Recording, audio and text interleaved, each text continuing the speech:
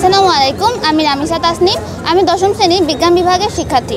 আমাদের প্রকল্পের নাম জৈব সার ব্যবহার করে পারিবারিক পুষ্টি বাগান এবং বায়োগ্যাস প্রকল্প। আমি এখন আলোচনা করব বায়োগ্যাস নিয়ে।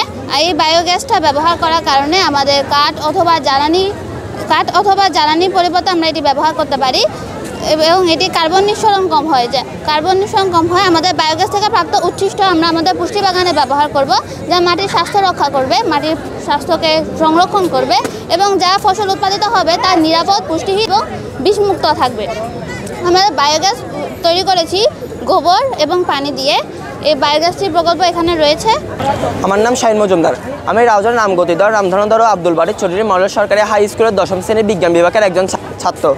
আমাদের এই প্রজেক্টটি পরিদর্শনের জন্য আমরা আপনাকে আন্তরিকভাবে স্বাগত জানাই। আমাদের এই প্রজেক্টটির নাম হলো জৈব সার ব্যবহার করে পারিবারিক পুষ্টি বাগান ও বায়োগ্যাস প্রকল্প।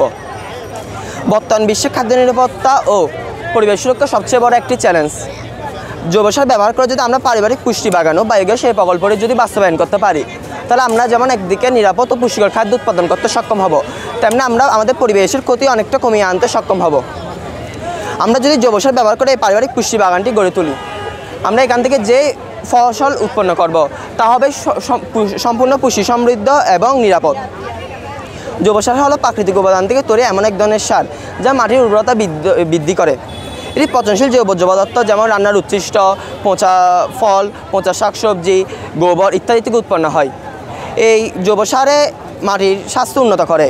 এই জৈব সারে যে সকল পুষ্টি উপাদানগুলো রয়েছে সেগুলো মাটির জন্য খুবই স্বাস্থ্যকর এবং এতে জৈব সার ব্যবহার করে আমরা যে পুষ্টি বাগানটি গড়ে তুলেছি, এতে উৎপন্ন সকল ফসল এবং সকল শাকসবজি হবে নিরাপদ এবং স্বাস্থ্যকর। আমরা যদি জৈব সার তৈরি করতে চাই, আমাদের প্রথমে এর উপকরণগুলো সংগ্রহ করতে হবে। যেমন আমাদের পচনশীল জৈব পদার্থ যেমন গোবর, রান্নার উচ্ছিষ্ট, পচা ফল, পচা শাকসবজি ইত্যাদি সংগ্রহ করতে হবে। এরপর আমরা ডাইজেস্টরে কিছুদিন এই সকল জৈব পদার্থকে রেখে দিব। এ সময় ডাইজেস্টের প্রক্রিয়া, এগুলোতে পচন প্রক্রিয়া শুরু হবে। ব্যাকটেরিয়া এবং অন্যান্য জীবাণুর মাধ্যমে যখন এতে পচন প্রক্রিয়া শুরু হবে, পচন প্রক্রিয়া শেষ হওয়ার পর এটি একটি গাঢ় এবং গন্ধহীন পদার্থে পরিণত হবে, যা আমরা জৈব সার হিসেবে আমাদের পুষ্টি বাগানে ব্যবহার করতে পারি। আমরা যেহেতু জৈব সারের মধ্যে মাটির জন্য সকল গুণাগুণ বিদ্যমান থাকে, তাই জৈব সার ব্যবহার করে আমরা যে ফসলটি উৎপন্ন করবো তা হয় সম্পূর্ণভাবে নিরাপদ এবং পুষ্টি সমৃদ্ধ। জৈব সারে রয়েছে মাটির জন্য খুবই গুরুত্বপূর্ণ পুষ্টি উপাদান যেমন অক্সিজেন, নাইট্রোজেন, ক্যালসিয়াম ও পটাশিয়াম। এ সকল পুষ্টি বাগান যখন আমাদের বাড়ির আশেপাশে যখন গড়ে তুলব, আপনাদের এই প্রকল্পটি কি শহর এবং গ্রামে যে কোনো জায়গায় ব্যবহার করা যাবে কিনা? অবশ্যই আমরা এই প্রকল্পটি গ্রাম এবং শহরে উভয় জায়গায় প্রকল্পটি বাস্তবায়ন করতে পারবো।